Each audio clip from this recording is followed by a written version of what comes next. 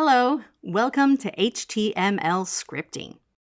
After watching this video, you will be able to describe how scripting is enabled in browsers. Scripting is enabled for a browser context when the conditions shown on the slide are true.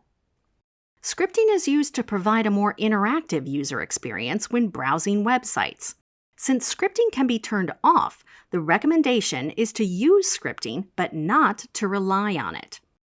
HTML5 also defines a text or HTML sandboxed media type for documents.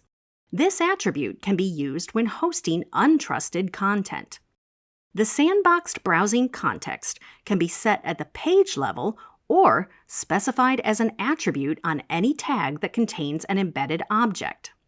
If you are running a page with an embedded object without the sandbox attribute, you are implicitly giving a third-party vendor permission to run scripts with the same permissions that you have for the page.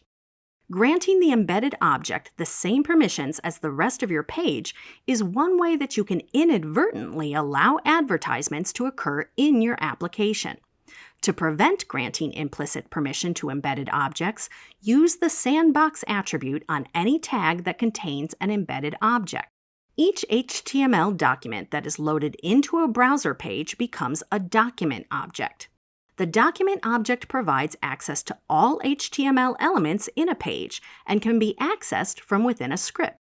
The DOM tree accessors are HTML document APIs that provide access to all the HTML elements on a page. The property to access is prefixed by the word document. For example, document.head returns the first head element that is a child of the HTML element, if there is one, otherwise null. The function document.images returns an HTML collection of the image elements in the document. The function document.scripts returns an HTML collection of the script elements in the document. Here are some common HTML DOM tree methods.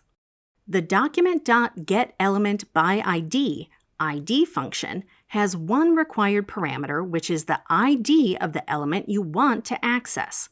The ID is specified as an attribute on one of the elements that is coded elsewhere on the page. The document.getElementsByTagName tag function has one required parameter, which is the tag name of the element you want to access.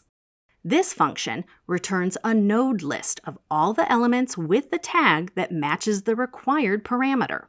This is a fragment of HTML with JavaScript code that uses the document API. When Submit is clicked inside the page that is running in a web browser, the text checker function begins. The document.getElementById text field 1 retrieves the contents of what was typed into the input field that has the ID of text field 1 and places this content into a variable. The JavaScript logic then tests whether any data was typed into the field, and an alert dialog is displayed with the result. A similar function will be used later in exercise 1. Here is the output from running the code on the previous page that uses the document API. The user types test in the input field and clicks submit. The result is seen in an alert dialog box on the same page. In this video, you learned scripting is used to provide a more interactive user experience when browsing websites. Since scripting can be turned off, the recommendation is to use scripting but not to rely on it. Scripting is enabled when certain browser conditions are met. HTML5 sandboxes enable you to manage iframe mashups, web pages that pull content from more than one site. HTML documents loaded into a browser page become document objects, which you can access through scripts.